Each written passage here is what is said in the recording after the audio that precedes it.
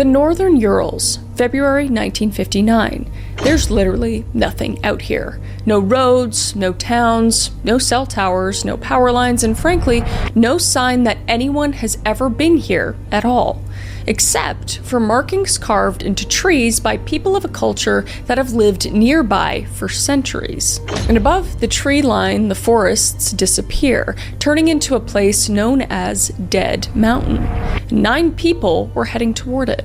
They were young, they were experienced, and they knew exactly how dangerous it was. But something went wrong. Not in the way you'd expect, like an accident or a wrong turn in bad weather, something stranger than that. Something that over 60 years later, no one has been able to explain. This is the story of the Dyatlov Pass incident. Crime, conspiracy, cults, serial killers, and murder. All things that I love to consume, and I know you do too, you sick, twisted, beautiful, intellectually minded freak! And today we are diving into an absolutely insane case. One that many of you may know, but I wanted to just get my teeth into it and really just dig into the details to maybe make some sense of it. And if you don't know this case, all the better. So without further ado, let's unbuckle our seatbelts, go Mach 5 to the highway, slam on the brakes, and bust through the windshield into this confusing, mysterious case together.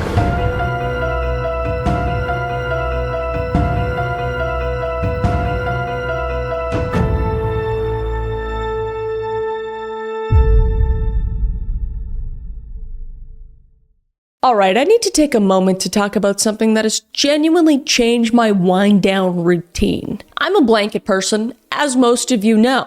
I always have been. But I have never owned anything like a Lola blanket. Because the second I pulled it out of the packaging, I understood the hype, okay? We're talking ultra soft luxury faux fur with this 4-way stretch that just wraps around you perfectly. It's like getting a hug from a giant bunny. And I've been using mine, I have several now, every single night while I watch a movie. Half the time, if it's cold in my office, it'll be on my lap. And my husband loves them too and uses them all the time. And I've owned a lot of blankets in my life so far, but this is my favorite by far. And I am not the only one that thinks this, because Lola has over 20,000 5-star reviews, and once you feel one, you'll know exactly what I mean. And not to mention, it's machine washable, double hemmed, no pilling, no shedding, and it also makes an incredible gift. It's the kind of thing people actually use every single day. So I've gifted it to over a dozen people now, and they all rave about it. They all send me pictures of themselves like wrapped up in it, like, thank you so much, this is the best blanket ever,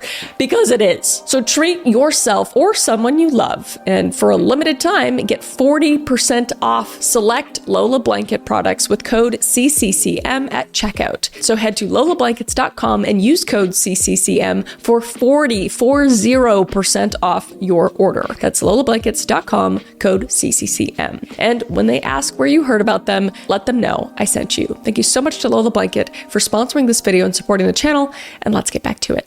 The Soviet Union was changing in the late 1950s. Stalin was dead, and Nikita Khrushchev took power in 1953. And it felt like for the first time in a generation, ordinary people had room to breathe, and the restrictive air of wartime was finally letting up. And new freedoms, however small, were opening up across the country. And one of those freedoms was the outdoors. Walking clubs, skiing clubs, something the Soviets called sports tourism, organized expeditions into the wilderness, sanctioned by the state but fueled by an energy that the state couldn't quite control. And young people especially took to it. And for students in a system that governed nearly every aspect of their lives, the mountains offered something that nothing else really seemed to be able to: escape. So at the Ural Polytechnical Institute in Sverdlovsk, now Yekaterinburg, sorry if I'm pronouncing that wrong, I'm doing my best. And the Skiing and Mountaineering Club was one of the most popular organizations on campus, and UPI had grown into Russia's biggest technical school by the 1950s and was deeply tied to local industry. It produced engineers, physicists, radio specialists, and more. Serious students training for serious careers.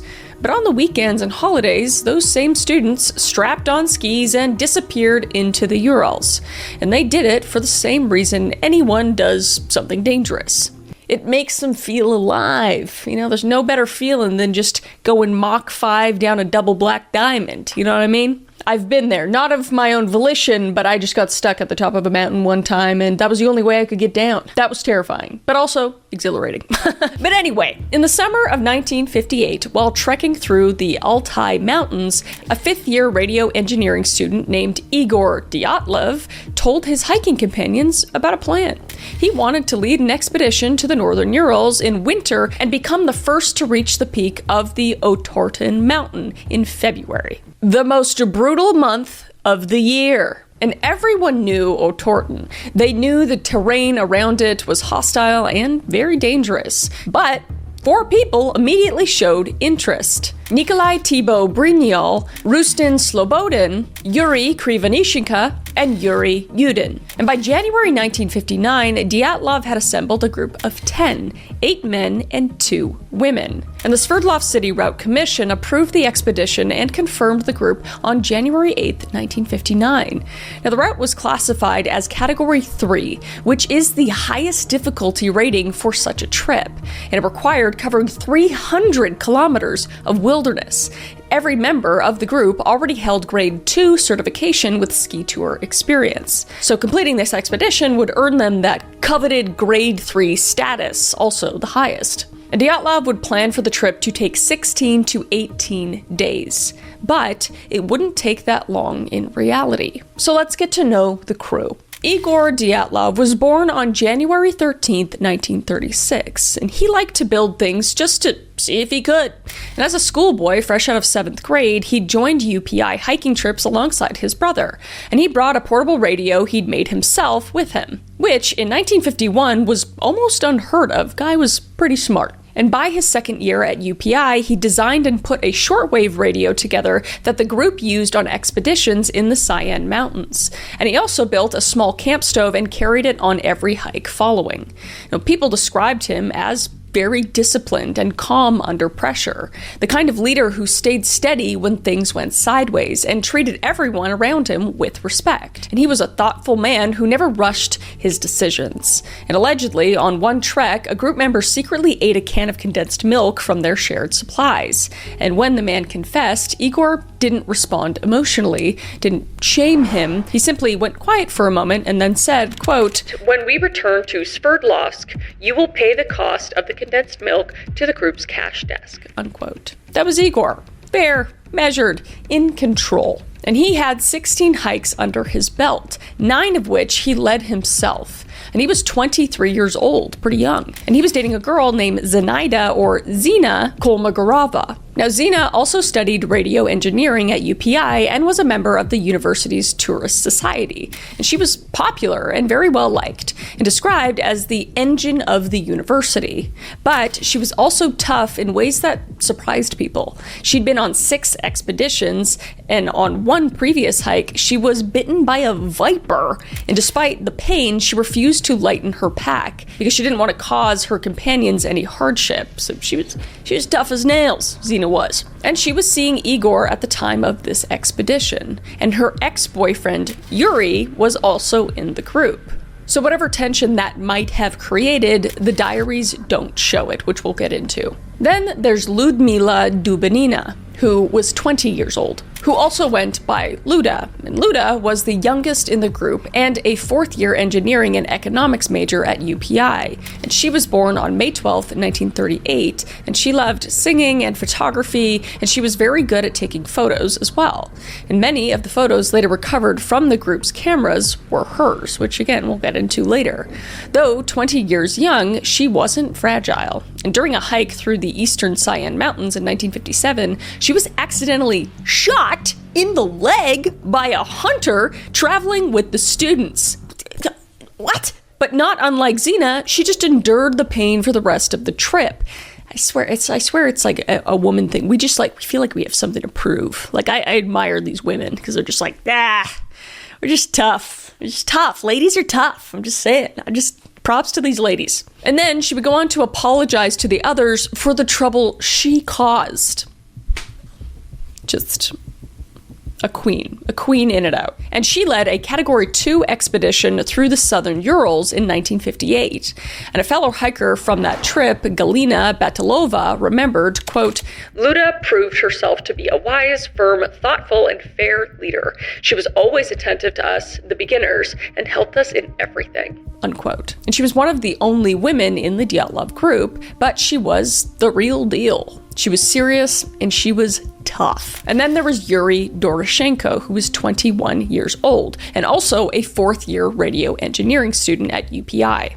And he would sit on the board of the UPI Sports Club, and he was the tallest member of the group and was brought up in a very poor family. And the jacket he typically wore was not properly equipped to handle the cold environments he found himself in. And despite his shyer nature, he had a reputation for being the upbeat one in any room, despite his shortcomings. He was just always ready to help, but he was also impulsive, and allegedly this made him somewhat famous at school for taking on a bear with a geologist's hammer while out on a wilderness trip. That is the most Russian thing I've ever heard in my life. And as mentioned, he'd previously dated Zina, but the breakup appeared to be smooth, and things between him, Zina, and Igor stayed civil, by all accounts. And then there was Yuri Krivonoshenko, another Yuri, who was 23 years old, born on February 7th, 1935. Now, his real name was Georgy, but his friends called him Yuri. And he'd recently graduated from UPI, and he worked as an engineer at the Chelyabinsk facility, better known as the Mayak Nuclear Complex, which was a facility that processed plutonium for the Soviet nuclear weapons program, tucked away in the closed city of Chelyabinsk. But Yuri was an artist at heart, and he played the mandolin and he wrote poetry. And his parents lived in an apartment in central Sverdlovsk, and it became a place where the hiking group often gathered. And he constantly looked for any chance to entertain, whether through jokes or music or what have you. And in September of 1957, the Mayak plant suffered what became known as the Kashtim disaster, where an underground tank of high-level nuclear waste exploded. And it's regarded as one of the worst nuclear disasters in history. And the explosion poisoned a stretch of land larger than some European countries, over 23,000 square kilometers.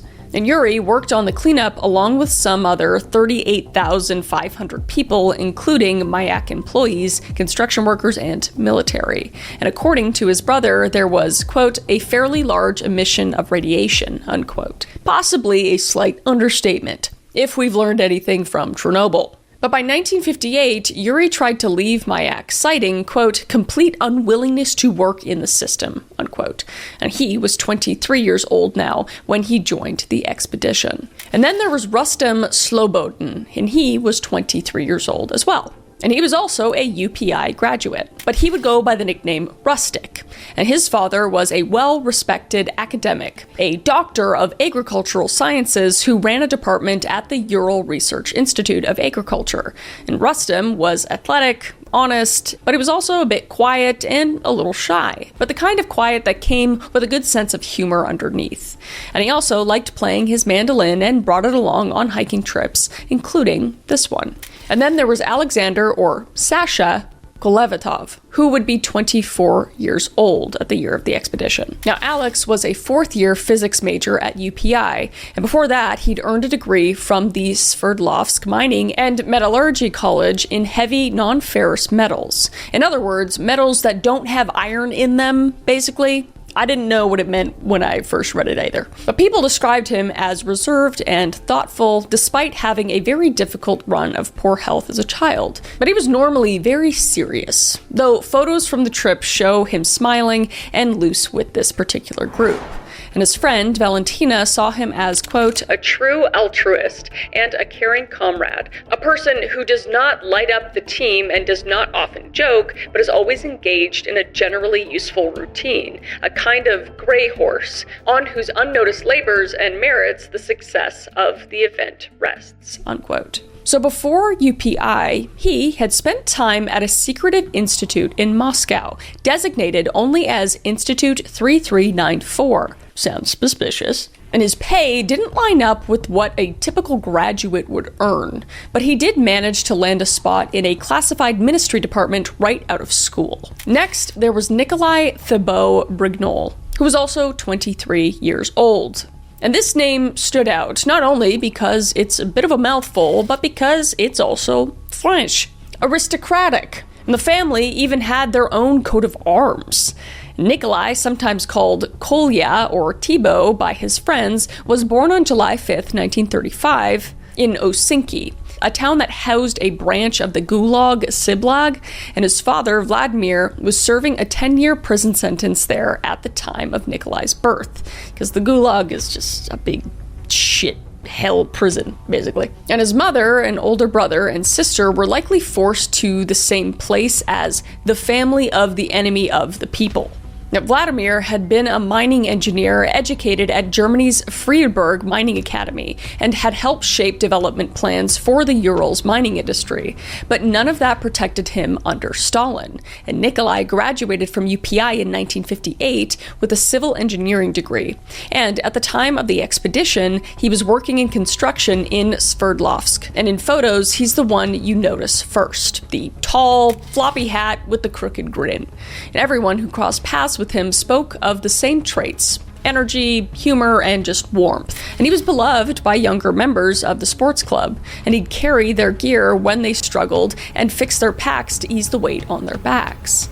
And Yuri Yudin said that Nikolai was the one who guided him through his first real trips into the Siberian wilderness. And before leaving for the expedition, Nikolai promised his mother this would be his last hiking trip. Then there was Semyon Zolotaryov, who was 37 years old, so the oldest of the group, the outsider, if you will. He was the stranger to everyone on the expedition. Now, Semyon was born on February 2nd, 1921 in the Kuban region of southern Russia, and he grew up in a Cossack family, known for their military strength and horsemanship.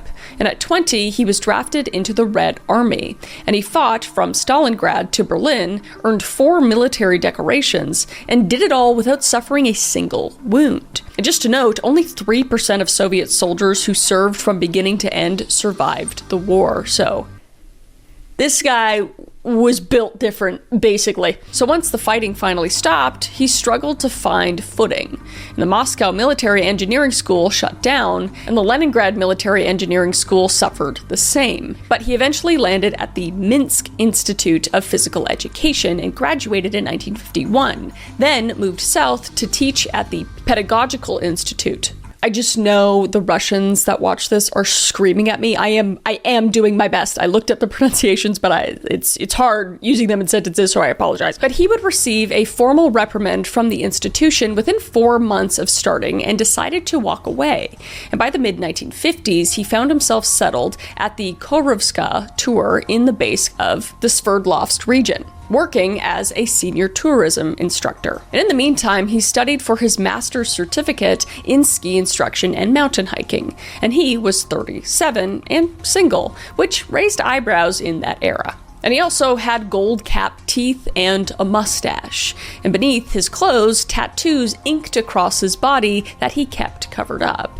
And one of them was a 5-pointed star, a shape described as Beat's heart fire, along with the name Gina and his birth year. And also a cryptic, untranslatable inscription, which was roughly Dermazuaea. I have no idea. But this was purportedly a formula common among Soviet soldiers where the letters stood for the first initials of friends and the word for friendship. Now, his real name was Semyon, but for reasons unknown, he asked everyone to just call him Sasha. And he had originally been approved for a different expedition with the Sogrin group, but just 3 days before departure, he learned Dyatlov's team was leaving on the same date, and their route was 10 days longer, so he switched. And at the last minute, Dyatlov was told they'd be joined by someone he'd never met. And Lyuda wrote in her diary, quote, "At first, nobody wanted this Zolotaryov, for he is a stranger. But then we all agreed, because you can't refuse," unquote. But he would eventually win them over. And Zina would write, quote, "With us is senior instructor of the Korov sport base, Alexander Zolotaryov. He knows a lot of songs, it's just happy somehow that we are learning new songs. Unquote. And the pictures show him keeping the pace, laughing, and fitting in with people half his age. But before he left, he told his students something strange. And he would say, quote, "This whole world will start talking about this track," unquote. And he didn't explain any further, saying only that, quote, "They will soon find out about everything," unquote. Very, very ominous. So hold on to that fact. And now the 10th member was Yuri Yudin. Now Yuri was 21 years old and a fourth-year student at UPI studying economics and geology. And he was quiet and generally kept to himself. And he had rheumatism, which was a heart condition he'd been born with. So his body was always working against him. But still, he joined the expedition anyway, because he was very close with this group of people. And he was the 10th and final member of the Dyatlov expedition. So 10 hikers boarded a train in Sverdlovsk at 9:05 p.m. the night of January 23rd, 1959. And they were sharing a ride with the Blinov group, a separate hiking party bound for a different destination. So the mood was just kind of chaos. And Zena's diary paints the scene saying, quote, "Where are my felt boots? Can we play mandolin on the train? We forgot the salt," unquote. And the boys made a pact. They, quote, solemnly swore not to smoke the entire trip, unquote. So excitement just filled the air. Everybody was just pumped to do these trips. And late night conversations about love became a running theme on the trip. And most of them, according to the group diary, were, quote, provoked by Z. Kolmogorova. But they also created a satirical newspaper together, dated February 1st, that they titled, quote, Evening o Tortin number 1, unquote. And this was a fairly popular team ritual among Soviet expedition groups. It read like the inside jokes of people who genuinely liked each other's company. And it advertised a, quote, philosophical seminar on love and tourism, unquote, held daily in the tent with lectures, quote, presented by Dr. Thibault and candidate of love sciences Dubinina, unquote. And, quote, can one stove and one blanket warm 9 tourists, unquote. These are a silly bunch. And a science section reported that the snowman lives in the northern Urals near Otorten Mountain, unquote. And the technical news section mocked Kolvato's attempt at building a drag sled, saying, quote, good while riding on the train, by car, and on horseback. For cargo transportation on snow is not recommended, unquote. It's just so goofy. But on January 24th, Yuri, the one with the really long last name that starts with a K that I'm not going to say over and over again, I'm going to say Yuri K, got himself into a bit of trouble during a layover at Sarov Station. And as Lyuda's diary tells it, quote, our hero decided to walk around the station handing a cap for change after singing a song. Yuri had to be rescued, unquote. And the police actually detained him briefly. And that same day, a drunk on the evening train accused them of taking his vodka, and the conductor intervened and handed the man off to the police. But the Sarov stop wasn't all trouble, and the group also had quieter moments when they gave a talk to local school children about tourism. And the kids allegedly became so attached to Zena that when the group left, quote, the kids yelled and cried asking Zena to stay with them, unquote. So they would leave and pull into Ivdel around midnight, January 25th. So with nowhere to sleep except the station, they set up their tent right there on the station floor and just spent the night. And Vizhay would be the end of the line, the last settlement before the wilderness swallowed everything. So they arrived via bus around 2 p.m. and said goodbyes to the Blinov group, who continued on a different path. And that evening, they would go to a local club and watch a film called Symphony in Gold. And Lyuda wrote in her diary afterwards saying, quote, this is real happiness, so difficult to describe with words. The music is just fabulous, unquote. So the group spent the next day in Vizhay preparing their equipment, and around 10 in the morning, they wrote home one last time. And after lunch at 1:30 p.m., the group caught a ride on a logging truck headed for the 41st District Settlement. And from there, they pushed on to a place called the 2nd Northern Settlement, effectively a ghost town left behind when the loggers moved on. And they had crossed the threshold. Civilization was now behind them. And their route tracked north along the Losva River Valley, and then then turned to follow the Aspia River toward the highland ridgeline. And this beautiful landscape would change as they progressed. Thick forest along the river valleys gave way to scattered trees, and the trees thinned more and more, and then there was really nothing, just open, barren expanses above the timberline. And the indigenous Mansi people had a name for the mountain at the far end of the ridgeline: Holat Siyak, or Dead Mountain. I'm going to go ahead and say Dead Mountain because that other one is really hard to say. But along the way, the group spotted markings carved into the trees by the Mansi, all trail signs left by people who had traveled this land long before any of them were even born. So on the morning of January 28th, Yudin would make the hardest decision of his life, and his joint pain would severely flare up, and the rheumatism was becoming unbearable, and his body was just telling him just what his mind didn't want to hear. He couldn't go on. So he handed off what equipment he could to Doroshenko so the group could put it to use. Lyuda pressed a small teddy bear into his hands as a goodbye gift, and then he watched them ski away, and he was devastated. But little did he know, this would save his life. So now there were 9, and they pushed along the Losva, skiing in formation, rotating who led every 10 minutes or so. And the snow was lighter than the previous year. And January 29th was Yuri Doroshenko's birthday, and Zina marked it in her diary saying, quote, "Today is Yurka's birthday. We go first to Losva, then we turn to Aspia. Surroundings are beautiful," unquote. And by January 30th, the cold had become routine. And one diary entry reads, quote, "Today is a third cold night on the bank of Aspia River. We are getting used to it. The stove does a great job," unquote. And come January 31st, the weather started to turn ugly, with gusting winds and heavy snow. And at this point, they couldn't see more than a few meters ahead, and they tried to push up toward the pass, but the mountain wouldn't let them. So they retreated to the Aspia Valley, now running behind schedule. And that night, Dyatlov wrote the last entry in the group diary, saying, quote, "Can't imagine such a comfort somewhere on the ridge, with a piercing wind hundreds of kilometers away from human settlements," unquote. So they got a late start on February 1st, and they found a wooded valley where they dug out labaz, which is a supply cache that you bury into the snow, and stashed roughly 55 kilometers of surplus food and equipment for the return trip.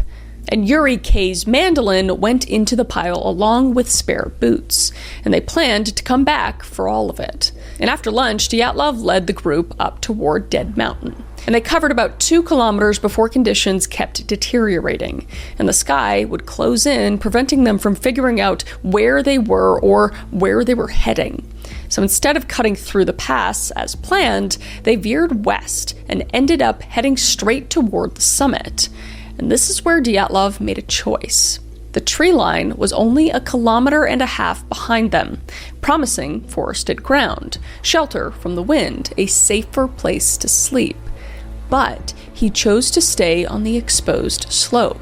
The plan was simple: survive just one cold night, then it'd be a warm overnight the following day at Lake Luntasaptur, about 14.5 kilometers ahead. So they set up camp on the northeastern side of Dead Mountain, about 300 meters below the peak, the ground beneath them angled at roughly 30 degrees. And after that, there was silence. Because sometime after dark, something happened.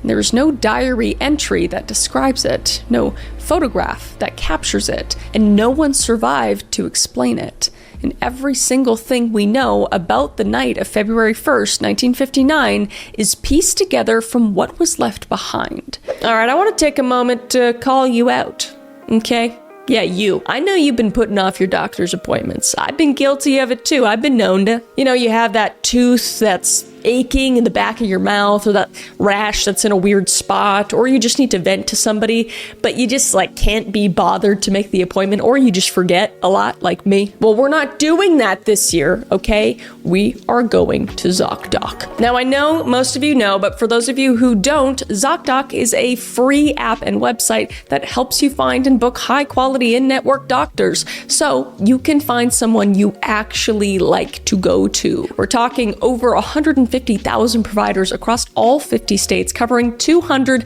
plus specialties, including primary care, dermatology, dentistry, eye care, you name it. And you can search by specialty or symptom, read thousands of verified patient reviews, and see real-time availability and book instantly. No phone tag and no waiting on hold. And appointments can typically happen within 24 to 72 hours, and you can even score same-day appointments, which I have a few times. And you can do it in person or video visit. It is your call. I have used this for well over a year now, and I highly recommend you do too. So stop putting off those doctor's appointments and go to ZocDoc.com/CCCM to find and instantly book a doctor you love today. That's ZocDoc.com/CCCM. Thank you to ZocDoc for sponsoring this video and supporting the channel, and let's get back to it. So here's what the evidence tells us.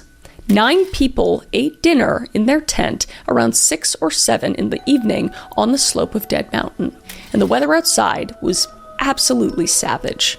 Winds blowing at hurricane force, 20 to 30 meters per second, and temperatures plunging to minus 40 degrees Celsius, and a full snowstorm raging across the ridge. And the stove was packed away in its case and never actually assembled. And the Evening Torton, the joke newspaper that they made at the beginning of the trip, was near the entrance of the tent. And everything about the day had seemed normal. Then something changed, because someone cut the tent open from the inside. But not just one cut. First, small horizontal slits near the roof. These were described later as viewing slits, as though someone was trying to see what was happening outside without leaving the shelter. Then came the larger cuts. One long vertical slash, and 2 horizontal tears ripped wide enough for a person to climb through. So it looked like, first, they looked, and then they ran. 9 people left the tent and walked into a blizzard wearing almost nothing, because every pair of boots stayed behind. Jackets, raincoats, backpacks, and cut food sat on plates, which was either a meal half prepared or just completed.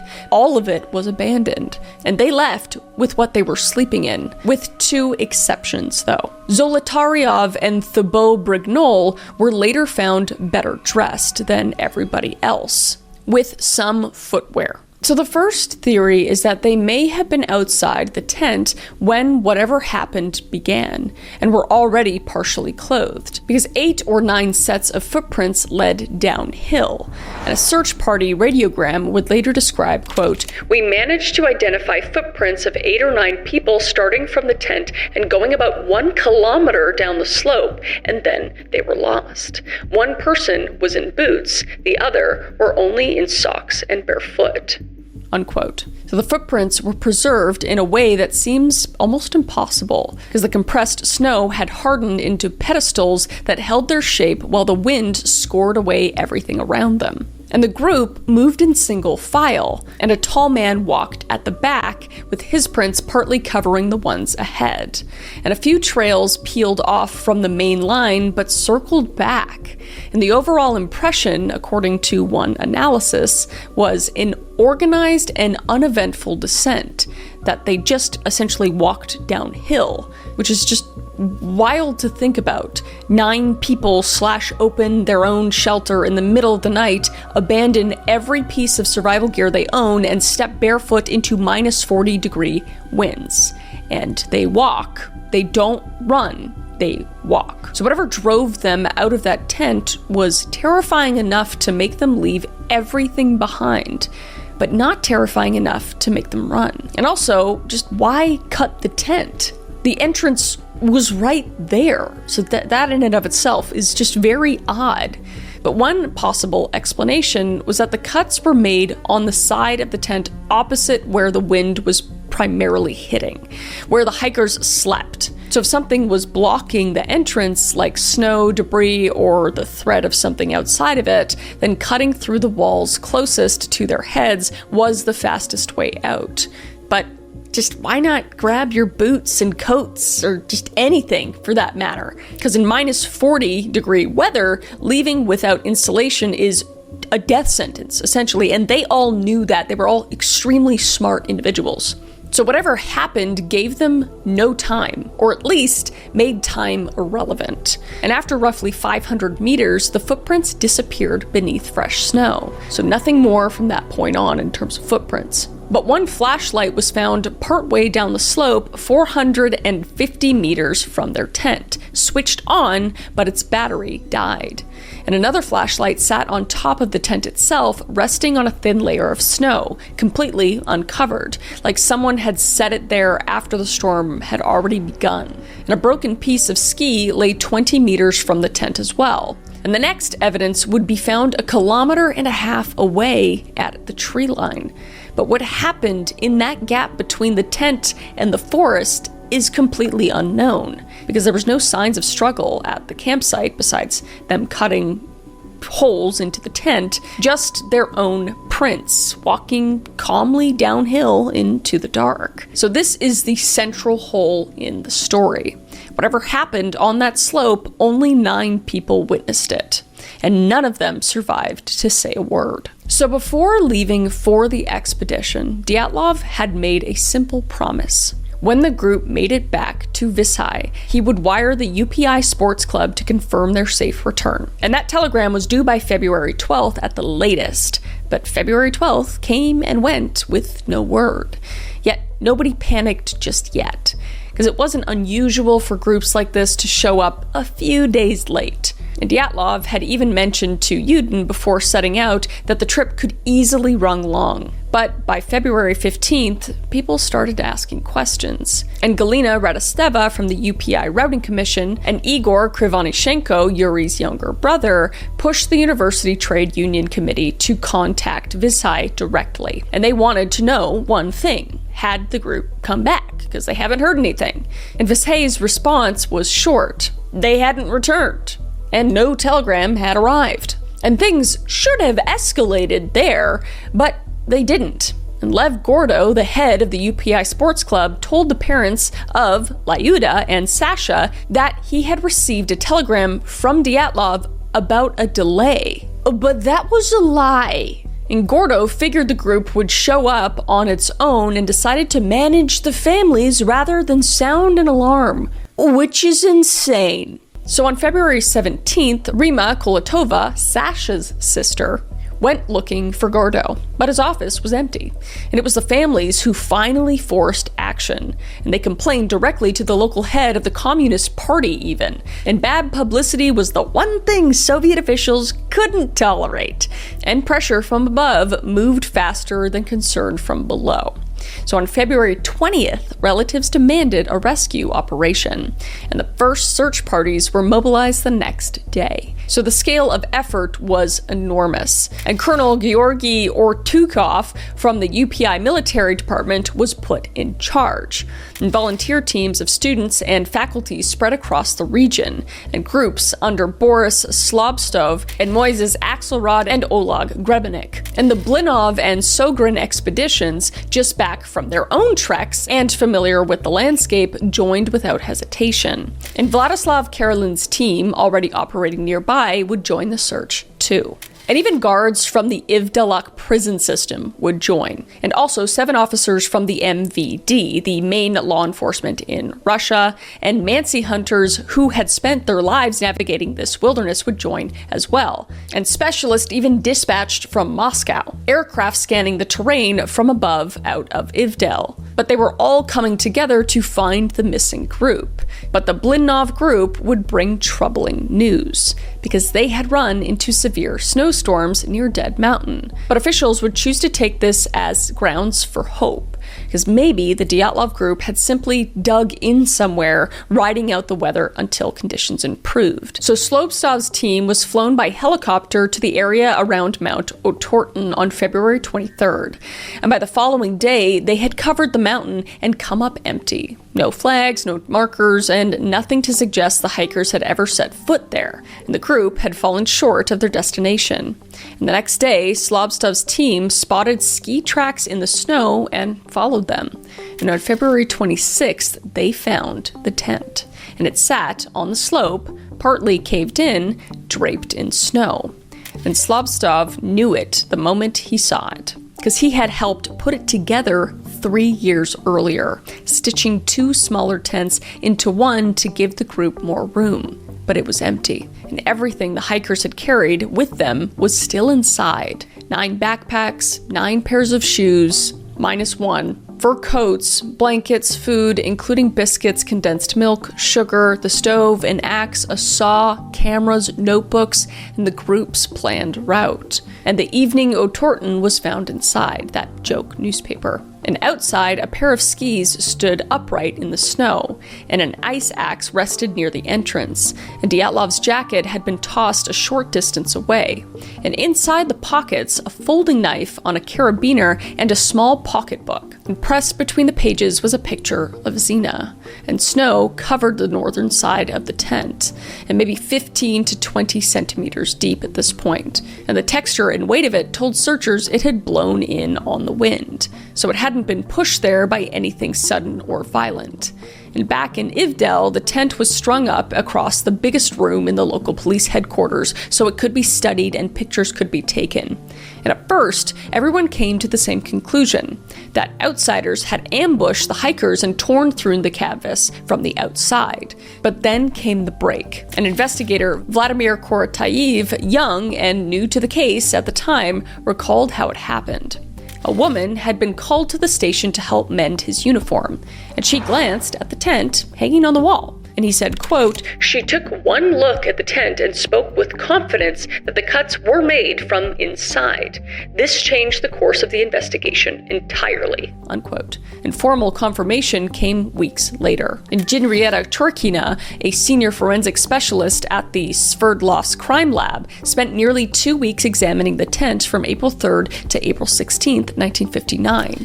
And her conclusion matched exactly what the seamstress had seen at a glance, which is pretty impressive of the seamstress, but the cuts came from inside the tent. So the hikers weren't attacked. They had done this themselves. So whatever happened on that slope, they were trying to get out for whatever reason. So the day after the tent was discovered, searchers found the first bodies.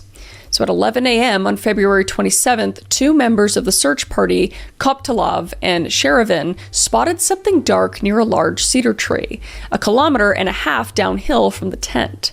And Slobstov's account, recorded it in criminal files, would describe this moment, saying, quote, "While looking carefully around the area, Mikhail, or Sherevin, noticed something dark close to a cedar tree. There was a flat area next to the cedar, and on this were remains of a fire. About 2 or 3 meters from the fire, they found Yuri Doroshenko, frozen without his clothes and with his hand burned. And a little to the side, they found Yuri Krivonashenko in the same state," unquote. So Doroshenko and Krivonashenko, the 2 remaining Yuris, lay in the snow in their underwear, a few meters from the charred remnants of a small campfire. And Yuri K's right foot was bare, and his left foot had a single brown sock on it, which was torn. And another sock lay near the fire, half burned. And Doroshenko wore woolen socks layered under a thinner pair. But neither men had anything close to adequate protection from the cold. And above them, the cedar told its own intriguing story, because the branches had been snapped off as high as 5 meters up, meaning someone had climbed in the dark and the freezing wind either to look back toward the tent or to break off wood for the fire. And lower branches, about 5 centimeters thick, had been sawed off with a finish knife. And some of those branches were found next to the dying fire. And Yuri K's hands had 3rd-degree burns, the kind you can't sustain if you've already lost consciousness. So he was awake for those burns. And prosecutor Tempelov's record of the scene states, quote, "On the backs of his hands, the skin is torn. Between the fingers, there is blood. The index finger is also torn. The skin of the left shin is torn and covered in blood. There are no more visible injuries on his body," unquote. And Yuri K had bitten a piece of his flesh from his own knuckle, and it was still in his mouth when they found him. So whether he did it to fight off sleep or to keep himself from screaming, no one knows. And Topolov's notes on Doroshenko were, quote, his ear, lips, and nose are covered in blood, unquote. And his skin had turned a deep brown or purple, and gray foam seeped from the soft tissue of his right cheek, and something dark and wet ran from his mouth. And the autopsy pointed to lung failure. Fluid flooding the airways, tissue battered by some kind of impact to his chest. So both men officially died of hypothermia, and the medical evidence lined up for the assessment. Swelling of the brain membranes, darkened blood pooling in the heart, frostbite on their fingers and toes, and Vishnevsky spots on the stomach lining, a classic sign of death by freezing. But the burns and the climbing and the knuckle biting, these were not the actions of men who simply just laid down and froze to death. They fought for their lives. So you may not know this, but this cat runs my house, don't you, baby?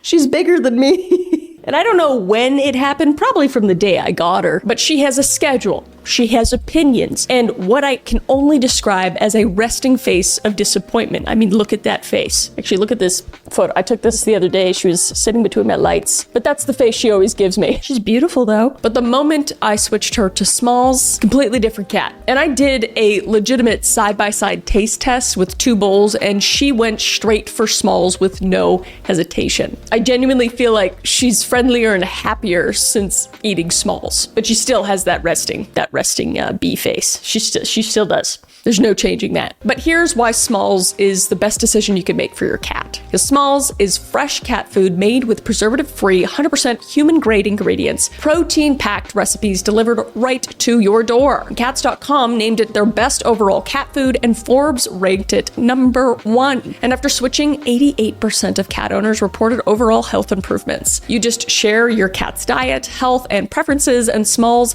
builds a personalized meal plan. And they're so confident that your cat will love it that they will refund you if they won't eat it. So it's completely risk-free, which is really nice. So stop guessing which meals will upset their stomach, and for a limited time, because you are a CCCM listener, get 60% off your first order plus free shipping when you head to smalls.com/CCCM. One last time, that's 60% off your first order plus free shipping when you head to smalls.com/CCCM. I know you care about your cat's health as much as I do and just their general well-being, so go to smalls.com/CCCM. Thank you so much to Smalls for sponsoring this video and supporting the channel, and let's get back to it. So 3 more bodies were found scattered along the slope between the cedar and the tent, and their positions told a story of hikers that had been trying to walk back uphill. Dyatlov and Kolmogorova were discovered on February 27th, same as the first 2 bodies. And Slobodin wasn't located until March 5th, buried under a layer of snow.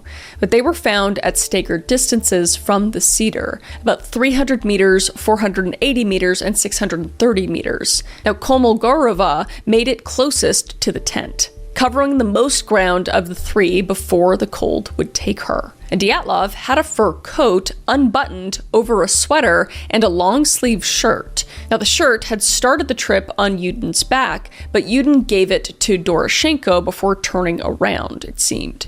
And Dyatlov had apparently taken it from Doroshenko's body at the cedar because his socks didn't match, and he had been vomiting blood. And Kolmogorova had a bruise on her wrist, shaped like a baton strike, and Slobodin had a fracture in his skull. The official autopsy ruled it non-fatal, and his cause of death was recorded as hypothermia, same as the other 2. But the crack in his skull raised questions that the ruling didn't answer. All 3 would die of the cold. At least that was the official conclusion. But the blood Dyatlov was choking on in the bruise on Kolmogorova's body and the break in Slobodin's skull didn't fit a story where the only enemy was the weather. So that was very odd. Now, the last 4 bodies weren't found until the spring, more than 3 months after the tent was discovered, on May 4th. So on May 4th, searchers located the remaining bodies in a ravine 75 meters deeper into the forest beyond the cedar, and they were buried under 4 meters of snow. And all 4 had come to rest in a creek submerged in the icy water that ran along the bottom of the ravine. Dubinina, Zolotaryov, and Kolevatov, and Thibault-Brignol. Now, 3 of the 4 wore layers that clearly hadn't been theirs. Clothing had been taken from the bodies of those who died first in an attempt to survive. Now, Dubinina had on Yuri K's trousers burned and torn, and her left foot and lower leg were bound in the shredded remains of a jacket. And Zolotaryov was wearing Dubinina's fur coat and hat. So they had tried to stay alive, but it wasn't enough. And the autopsies performed on May 9th revealed injuries that didn't quite fit in any hypothermia case, because Dubinina's chest had been crushed. Ribs 2 through 5 on the right side, fractured along 2 separate lines. And ribs 2 through 7 on the left side also fractured along 2 lines, and massive bleeding into the right chamber of the heart, and internal hemorrhaging throughout the chest cavity. And her tongue was gone, and her eyes were gone. And the soft tissue around her brow, her left temple, and her upper lip had been stripped away, and the cartilage in her nose was flattened and broken. She survived the initial trauma by 10 to 20 minutes, so it's possible she may have been conscious for all of it. And Zolotaryov's right side was devastated, because 5 of his ribs were snapped and 2 more fractures were on his left side, and his rib cage had lost the ability to hold its shape, a condition called flail chest. And a gaping wound on the right side of his skull left the bone visible beneath, and his eyes were also missing. And a camera hung around his neck. Obviously not the one that had been left behind in the tent, but a second camera. And the film inside had been soaked through after 3 months underwater. And he was found gripping a pen in one hand and small notepad in the other. And according to searcher Vladimir, Colonel Ortyukov snatched the notepad, looked at it, swore, and said, "He's written nothing." And that notepad never made it into the case file, and it would disappear entirely. Extremely suspicious. And Thibault-Brignol's skull had been shattered with a deep splintered fracture running across both the top and the base of his head, and fragments of bone had been driven into his brain. And the forensic examiner said the kind of force required to cause this injury could not have come from any normal standing fall. And he compared it to being hit by a car. And Kolevatov, by contrast, had almost nothing wrong with him. There were minor scrapes on his hands and face, and his neck was bent at an angle, which probably was just a result of the body stiffening after death or settling into the terrain. But there was no significant trauma, and he would die of hypothermia, same as the first 5. And he was found sitting close to Zolotaryov, positioned, quote, as if the latter was carrying or protecting him, unquote. And the forensic picture was jarring. The medical examiner under interrogation on May 28, 1959, stated that the rib fractures on Dubinina and Zolotaryov had occurred while they were still alive, caused by, quote, the action of a large force, unquote. And he added that the injuries, quote, appearing in such a way without any damage to the soft tissue of the chest, are very similar to the type of trauma that results from the shock wave of a bomb, unquote. And then there was the missing tissue, Dubinina's tongue, eyes, and lips, and Zolotaryov's eyes. And the official explanation pointed to simple bodily decomposition. 3 months in running water will do terrible things to a body. But the medical examiner judged the soft tissue loss to have happened post-mortem, thanks to the stream. But pictures of Dubinina's body from the morgue when she arrived told a different story, because the areas around her mouth, nose, and ears showed none of the ragged, widespread damage you'd expect from predators or scavengers. The destruction looked precise, and her stomach held roughly 100 grams of dark brown matter, often misidentified in popular accounts as coagulated blood. And some researchers pointed to this as evidence that her heart was still beating and blood still circulating when her tongue was removed, which is horrifying to think about. But to this day, no one has ever explained with certainty what happened to these 4 people at the bottom of that ravine. So the criminal investigation was led by prosecutor criminalist Lev Ivanov, who worked for Sverdlovsk Regional Prosecutor's Office, and he opened the inquest as soon as the first 5 bodies turned up in late February. And the case drew unusual attention from above from the start. And Ivanov's superior, Evgeny Okashev, later noted that Klinov, the head of the Sverdlovsk prosecutor's office, had personally attended the initial autopsies at the morgue in Ivdel and stayed for 3 days. And in all of Okashev's years in the office, that had never happened before. And he called the situation, quote-unquote, highly unusual. And then the second secretary of the regional party committee, A.F. Yeshtukun, stepped in and took control of the investigation. And prosecutors weren't the only ones running this case, because the party was watching. Regardless of the drama, the first real theory investigators pursued was an attack by the Mansi. A Mansi shelter had been found northeast of the Dyatlov campsite, with a trail running roughly 200 feet away. So it looked suspicious. Several young Mansi hunters were arrested in March 1959 and interrogated.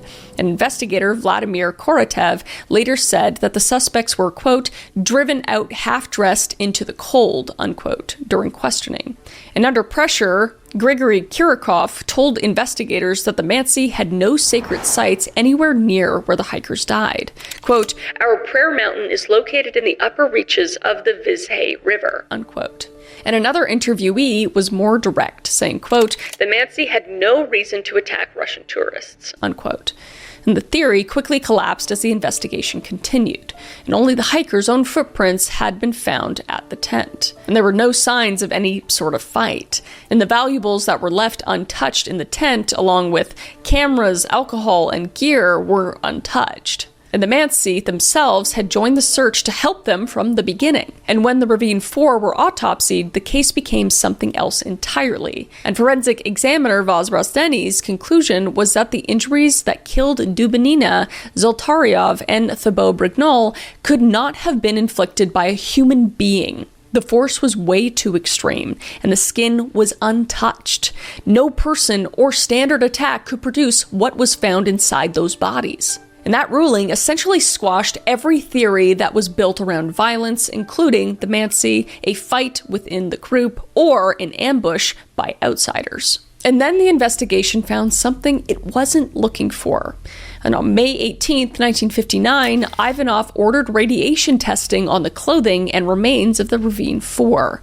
And the chief radiologist of Sverdlovsk, Levashov, ran the analysis. And the results were alarming, because Dubinina's brown sweater registered 9,900 radioactive decays per minute, almost double the Soviet safety threshold for workers who handled nuclear material. And after 3 hours of washing in a cold water current, the count dropped to 5,200. So that meant the contamination was from radioactive dust on the surface of the fabric. And Kolvatov's pants and sweater waistband showed elevated readings as well. And only beta particles were detected, no alpha or gamma, but these were the bodies that had spent 3 months submerged in a creek. And Ivanov pointed out that the readings at the time of death would have been far higher, since the remains had been, quote, intensively washed by melting water under the snow, entire rivers flowed there, unquote.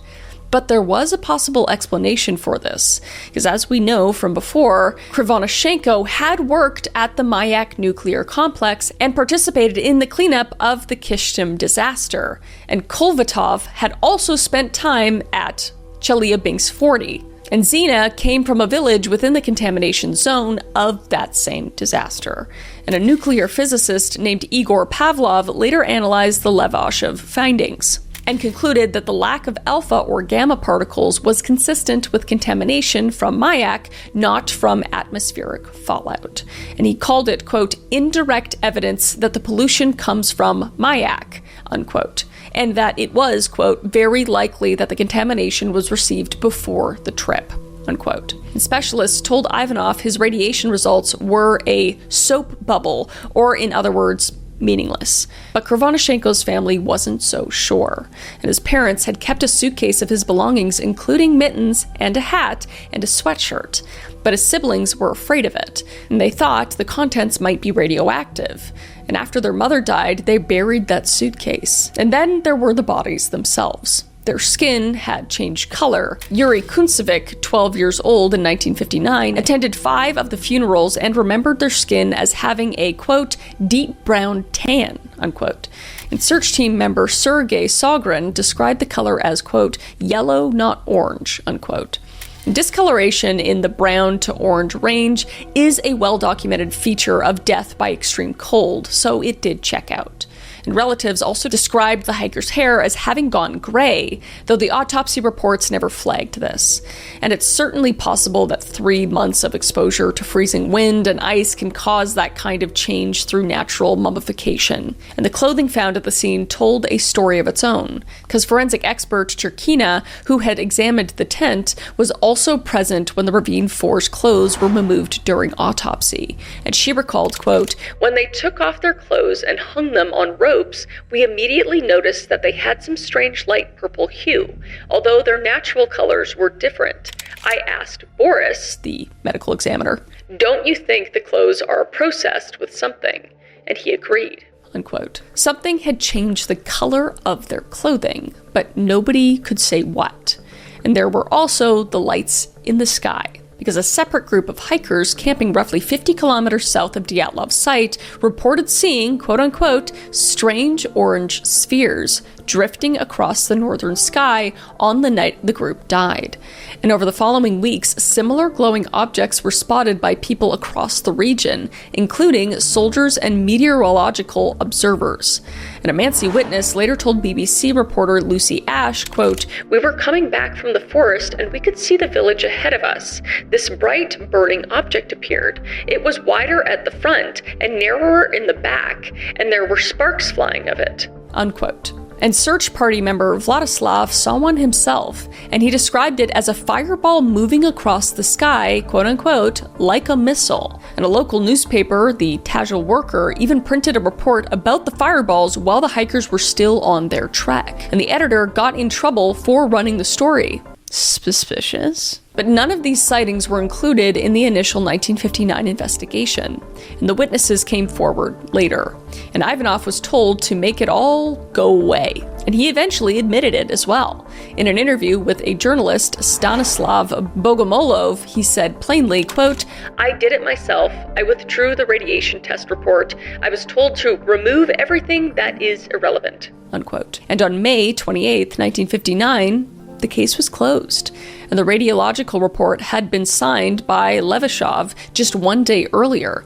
And in the case file, a draft version of the closing resolution survives, including a full paragraph about radioactive contamination on the hiker's clothing, and a note that, quote, none of them was in contact with radioactive substances at his work or study, unquote. And that draft is dated May 28th, and it bears no signatures, and its pages have been crossed out with a blue pencil. And the final resolution, the public-facing one anyway, erases the radiation entirely. And the official conclusion is stated that members of the Dyatlov group died due to, quote-unquote, a compelling natural force they were unable to overcome. No further explanation. And Okashev later said that he had been planning a return trip to the past to investigate the Ravine 4 deaths more thoroughly when Deputy Prosecutor General Yurikov flew in from Moscow and personally shut the case down. The files were locked away in a classified archive, and the mountain pass and surrounding area were declared off-limits to hikers for the next 3 years. And for 31 years, Lev Ivanov said nothing publicly. Then, in November 1990, he published an article titled Mystery of the Fireballs in the regional newspaper Leninsky Put, roughly translated to Lenin's Way. And it was his first statement about the case in over 3 decades, and he did not hold back, saying, quote, the study of the case now fully convinces, and even then I stuck to the version of the death of the student hikers from exposure to an unknown flying object. Based on the evidence gathered, the role of UFOs in this tragedy was quite obvious. Unquote. Aliens? It's aliens! Potentially. And he further confirmed the suppression of his findings, saying, quote, "When I reported to A.F. Yeshtalkin about my findings, Fireball's radioactivity, he gave a completely categorical order to classify everything, to seal everything up, to hand it over to the special unit, and to forget about it." Unquote.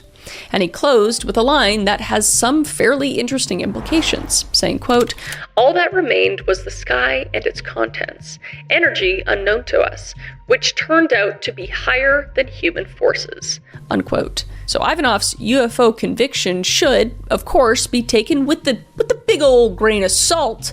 And by 1990, he was an old man who hadn't touched the case in decades, but I feel like he was just waiting until he was close to death to say the truth. Personally, that's what I would do. But what do I know?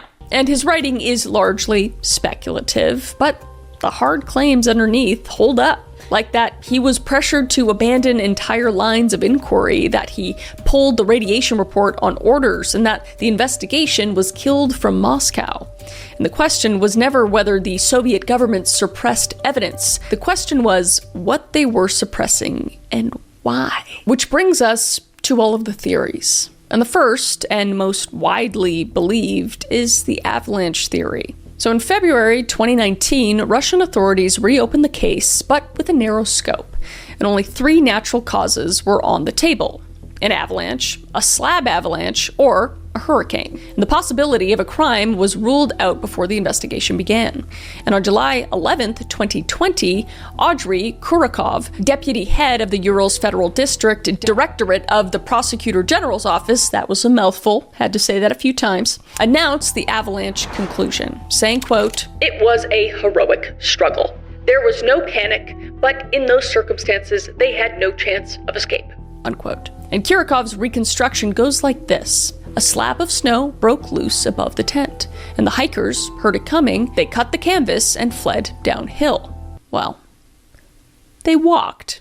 So I don't know about this, but whatever. And wind and building snow collapsed what was left of the tent behind them, and they made it to the cedar and started a fire. And 4 of them eventually moved deeper into the forest, into the ravine, where they dug a platform of branches. And while digging, they set off a second collapse, and this one buried themselves under roughly 3 meters of snow.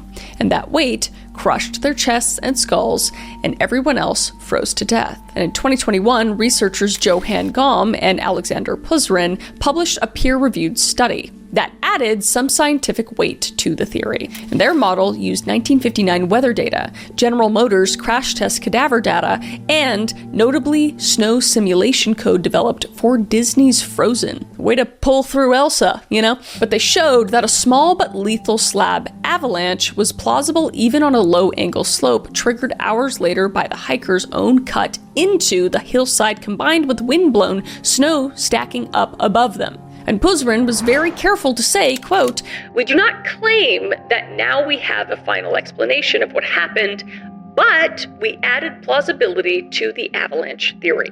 Unquote. So the avalanche theory at least makes the hikers' actions rational, right? It does make it rational. Because experienced hikers who hear a slab breaking above them would absolutely cut their way out and run.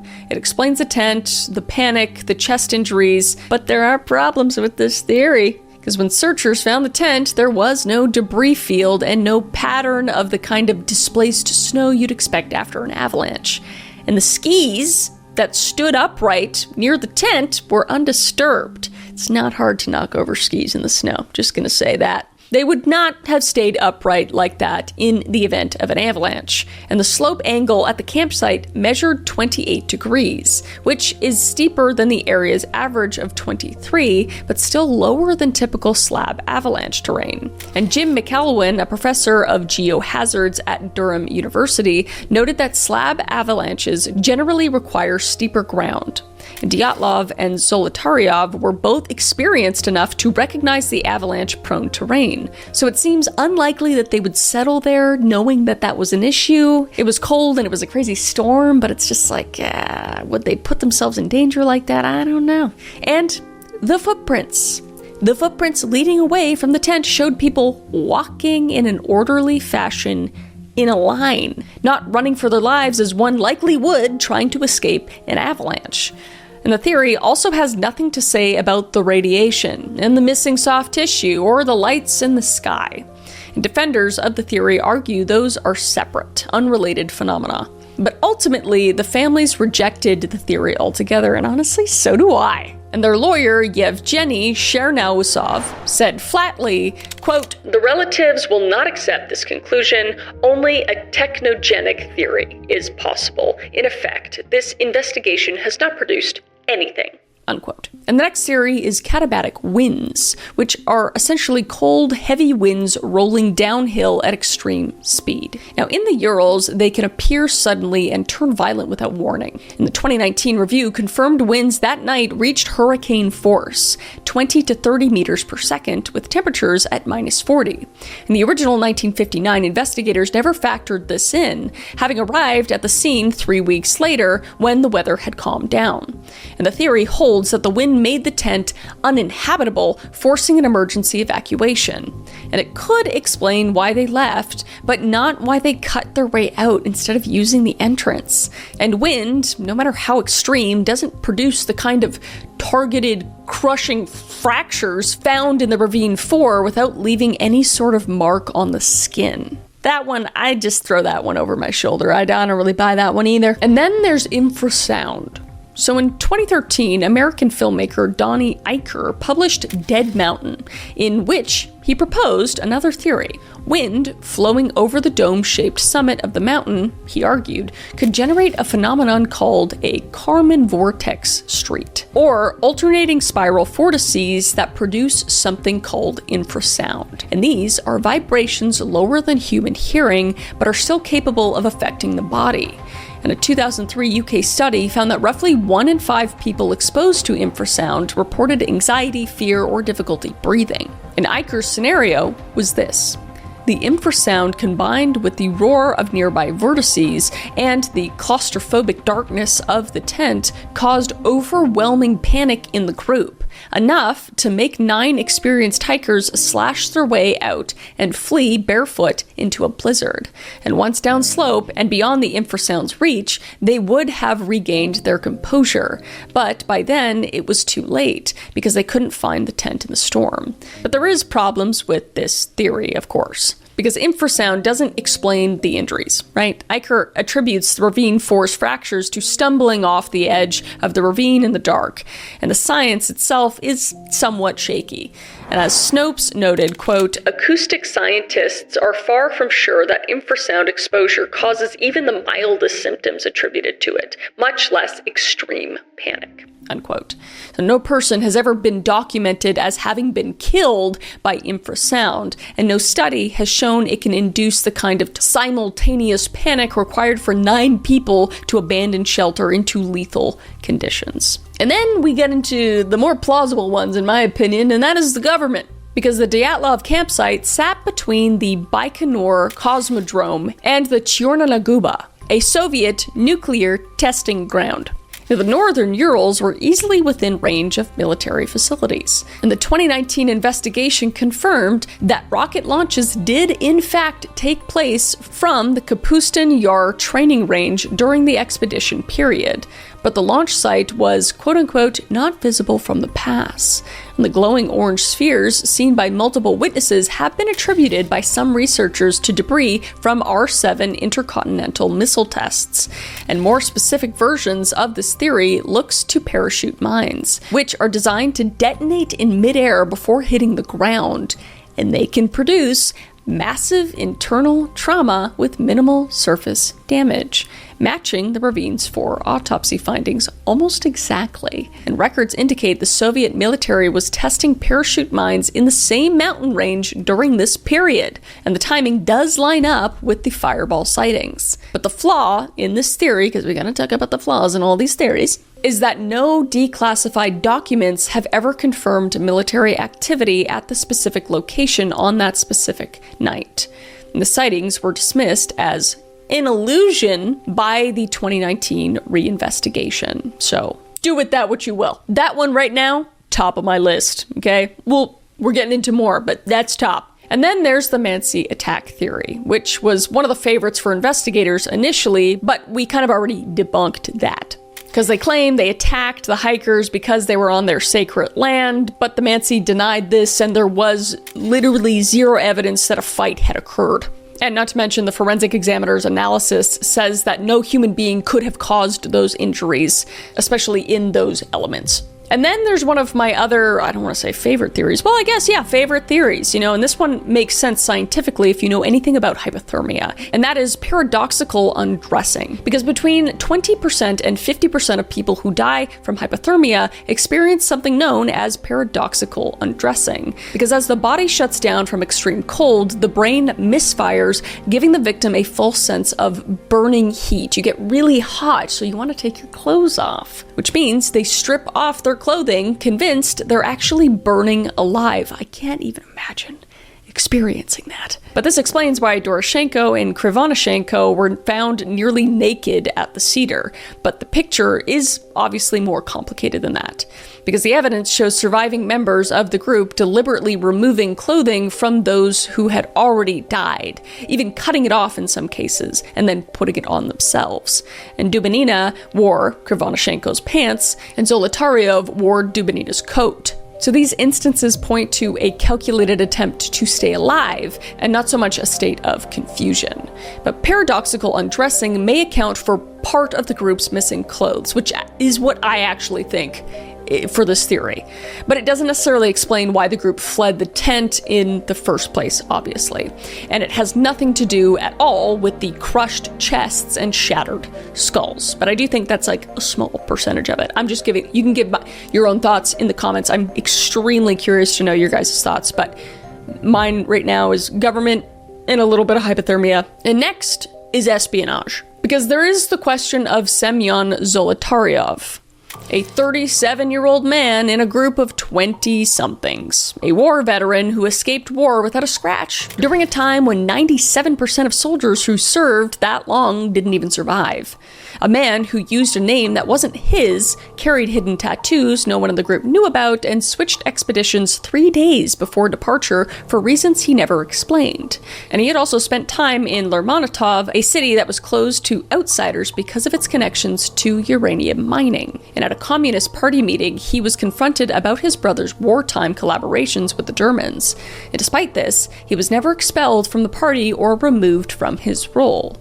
So it seems like that kind of immunity doesn't come about without someone powerful standing behind you. So an espionage theory started to form, proposing that Zolotaryov and possibly also Krivonoshenko, given his work at Mayak, were actually placed in the hiking group as part of an intelligence operation in the Urals. And the radioactive clothing in this version could point to a handoff of nuclear materials, but details that don't quite fit anywhere else start to make a bit of sense here.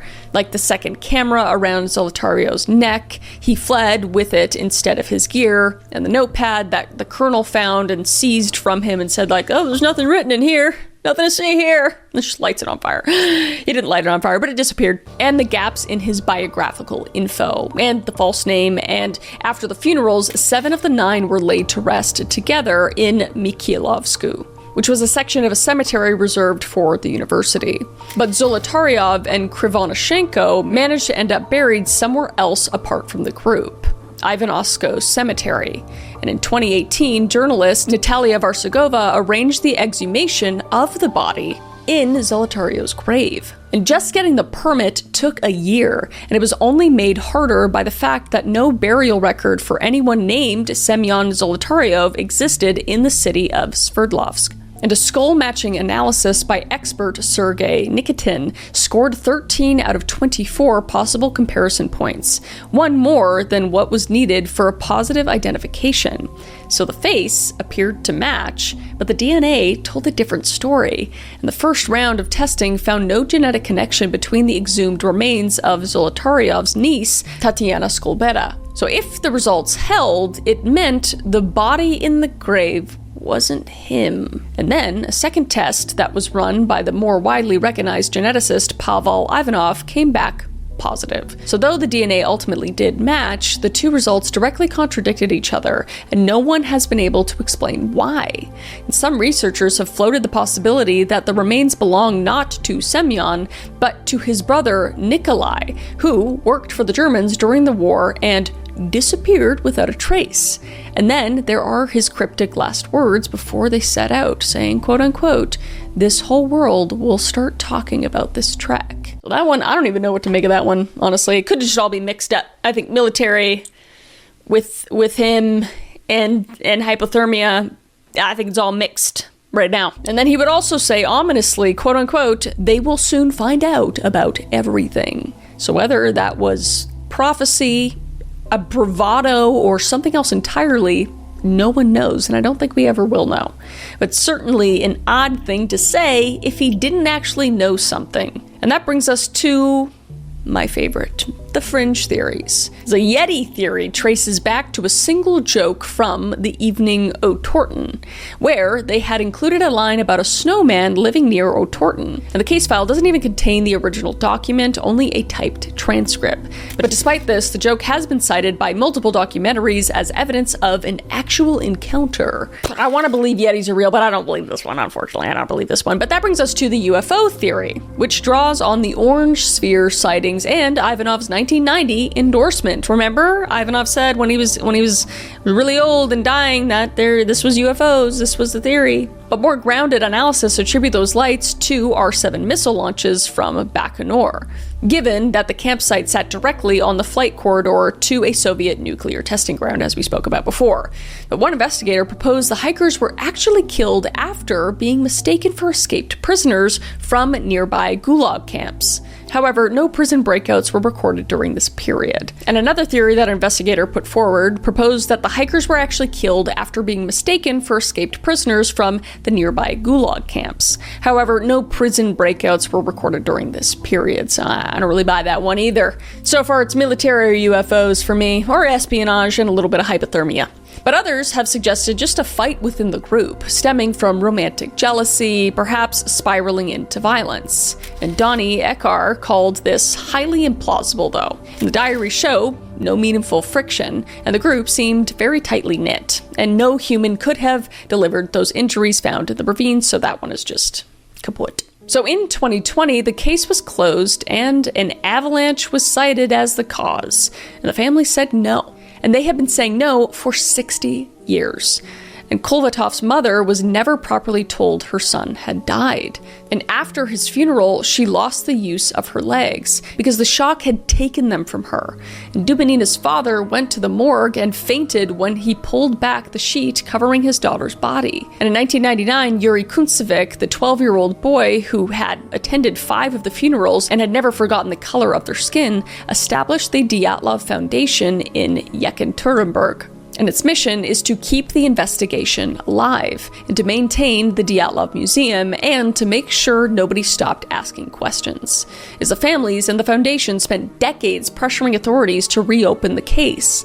And when the 2019 reinvestigation finally produced its answer, the foundation's lawyer rejected it immediately. But the families had always believed the cause was technological, whether that was military, chemical, or nuclear was uncertain. But I really do believe it. Whew, especially in today's time, man, like our government, absolutely disgusting. So I'm gonna safely assume the Russian government, equally if not more. I have just no doubts. I don't know, but let me know what you guys think down below. But a Swiss researcher involved in the 2021 study clearly understood the resistance, saying, quote, "For relatives, the avalanche theory is hard to stomach because it suggests that these seasoned hikers were somehow to blame for their own deaths," unquote. But still, 6 decades later, the families still do not accept any official explanation. And then there was Yuri Yudin, the one who turned back. And he carried the weight of that decision for the rest of his life. And he would never get married or have children. And he held on to the small teddy bear Dubonina had pressed into his hands when he left. And he spent years at the magnesium plant near Perm, then moved into city government until he retired. But he at least kept hiking. And his theories about what killed his friends changed over the years, but they always aimed toward something man-made. And he believed they had stumbled into military tests, chemicals, radiation, or explosives, just something of that nature. And just like the families, he never once accepted a natural cause explanation. And in his final years, Yudin withdrew from the world. And he mentioned to friends that he was working on a novel about what happened at the pass, but no one ever found a manuscript.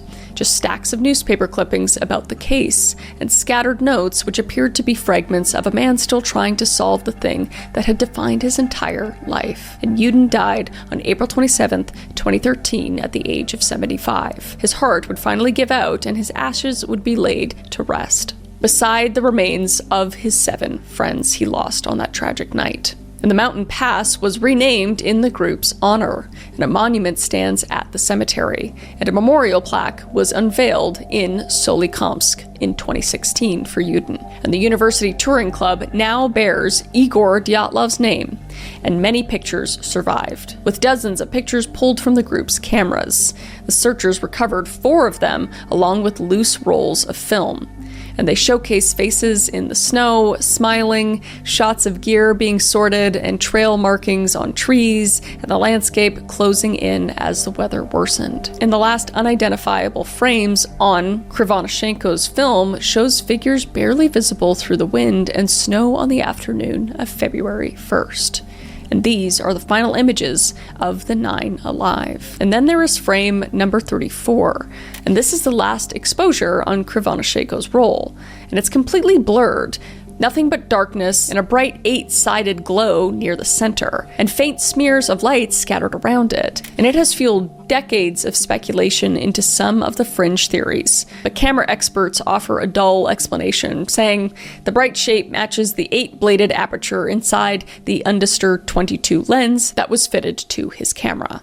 That particular lens has a barrel that collapses for storage, and if it isn't pulled all the way out before firing, the result is just blurry, with diaphragm-shaped blobs of light, which is exactly what the frame shows.